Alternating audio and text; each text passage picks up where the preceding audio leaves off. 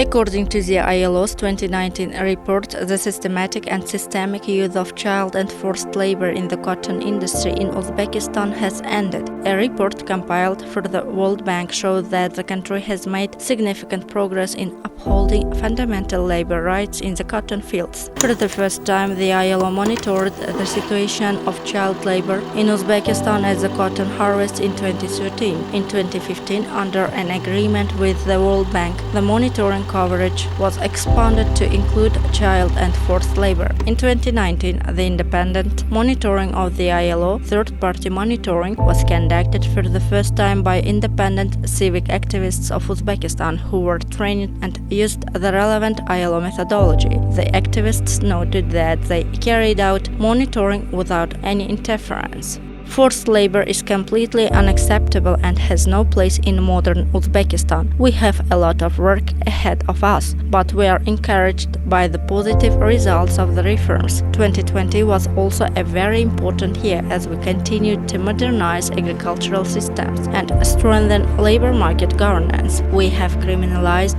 the use of forced labor and are confident that this will be an effective deterrent. We look forward to continuing cooperation in this area with the ILO, the World Bank and civil society to ensure the sustainability of the results achieved, said Tanzila Narbayeva, the chairperson of the Senate of the Republic of Uzbekistan. The country is also more active in law enforcement issues. In January 2020, President of Uzbekistan Shavkat Mirziyoyev signed a new legislation criminalizing the forced labor. The delegation of the Cotton Campaign International Coalition, which visited Uzbekistan in February 2020, held an open dialogue with representatives of the Senate Labor Inspectorate on labor rights, with a particular focus on the cotton harvest. The coalition members also met with 150 heads of local government bodies and discussed the prospects for modernizing the cotton sector, creating the necessary conditions for free monitoring, as well as strengthening the role of local government in implementing the ongoing reforms. In June 2020, then the U.S. Secretary of State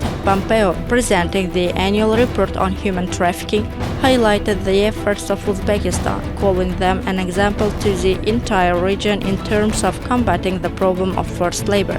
The international community must support these reforms, said Hans Kohler, the Assistant ILO Director General and Regional Director of the ILO Office for Europe and Central Asia. Responsible international investment can help move away from the old, centrally planned economy and uphold international labor standards. I also express my gratitude to the government and social partners for the implementation of the Decent Work Country program.